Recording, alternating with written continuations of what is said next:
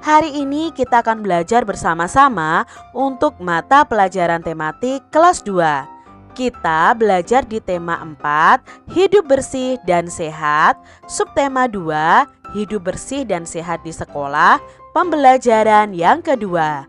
Mari adik-adik kita belajar dengan penuh semangat ya. Halaman kelas yang bersih. Halaman kelasku bersih. Di halaman kelas tidak ada sampah berserakan. Semua siswa selalu membuang sampah ke tempat sampah. Di depan kelas disediakan keran air untuk mencuci tangan. Sebelum masuk kelas, semua siswa diwajibkan mencuci tangan. Di depan kelas juga ada taman bunga yang bersih. Rumput yang mengganggu selalu dibersihkan. Pot bunga juga tersusun rapi. Halaman kelasku kini terlihat indah. Halaman kelas yang bersih baik dijadikan tempat berolahraga. Misalnya saja senam dan latihan keseimbangan. Olahraga itu baik untuk kesehatan. Siapa yang rajin berolahraga akan terhindar dari berbagai bentuk penyakit. Kita harus membudayakan hidup bersih dan sehat. Adik-adik, apakah sekolah kalian itu termasuk sekolah yang bersih dan sehat? Bagaimana sih ciri-ciri sekolah yang bersih dan sehat? Khususnya di sini yang akan kita bahas adalah halaman kelasnya. Nah, ciri-ciri halaman kelas yang bersih dan sehat adalah 1. Tidak ada sampah berserakan. Lalu pot bunganya tersusun rapi. Terdapat tanaman atau bunga yang menghiasi. Terdapat juga tempat sampah adik-adik. Nah, perlu adik-adik ketahui ada 3 macam tempat sampah. Biasanya berwarna kuning, hijau, dan merah. Adik-adik harus mengetahui masing-masing dari tempat sampah tersebut. Tempat sampah yang berwarna hijau itu biasanya untuk sampah organik. Sampah organik itu adalah sampah yang mudah membusuk. Contohnya adalah sisa bahan makanan. Lalu untuk tempat sampah yang berwarna kuning itu adalah tempat sampah untuk kita menaruh sampah-sampah yang susah membusuk. Contohnya plastik. Lalu ada kaleng. Lalu berikutnya ada kertas, lalu ada botol minuman. Itu kita masukkan ke dalam sampah yang berwarna kuning. Itu khusus untuk sampah anorganik. Sedangkan untuk tempat sampah yang berwarna merah, ini adalah tempat sampah yang kita gunakan untuk membuang benda-benda yang berbahaya. Misalnya pecahan kaca, lalu botol spray ya. Jadi botol spray obat nyamuk seperti itu, botol oli, baterai itu juga kita buang di tempat sampah yang berwarna merah. Adik-adik harus mengetahuinya ya. Dayu dan teman-teman bergotong royong. Bergotong royong mencerminkan sikap hidup dalam kebersamaan. Kebersamaan merupakan wujud dari persatuan. Sikap Dayu dan teman-teman itu pantas ditiru. Mereka juga menunjukkan sikap kebersamaan dalam kegiatan lainnya. Dayu dan teman-temannya ini mungkin berbeda suku, berbeda agama, berbeda warna kulit ya.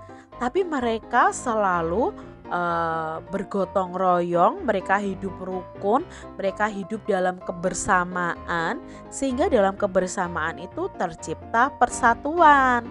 Adik-adik juga harus rukun ya bersama dengan teman-teman kalian. Perhatikan gambar berikut ini. Dayu menunjukkan kebersamaan dengan teman-temannya dengan olahraga bersama, mengobrol bersama, bernyanyi bersama. Nah, kegiatan apa yang pernah adik-adik lakukan bersama teman-teman?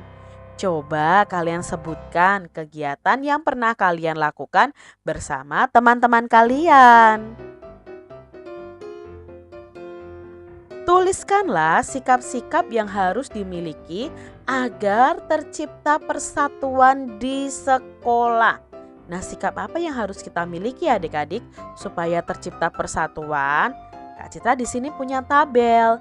Sikap yang harus dimiliki agar tercipta persatuan di sekolah adalah yang pertama, mau berbagi dengan teman. Nah, itu sikap yang baik loh adik-adik, mau berbagi dengan teman kalian. Berikutnya, saling menghormati walaupun ada perbedaan. Itu akan menciptakan persatuan di sekolah kalian.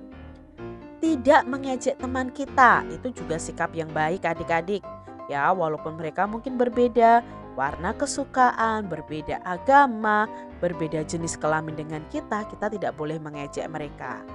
Tidak boleh merasa ingin menang sendiri.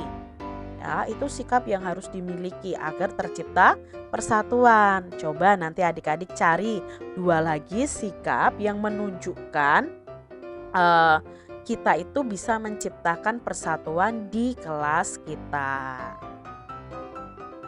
Dayu dan teman-teman melakukan kegiatan bersama dalam berolahraga.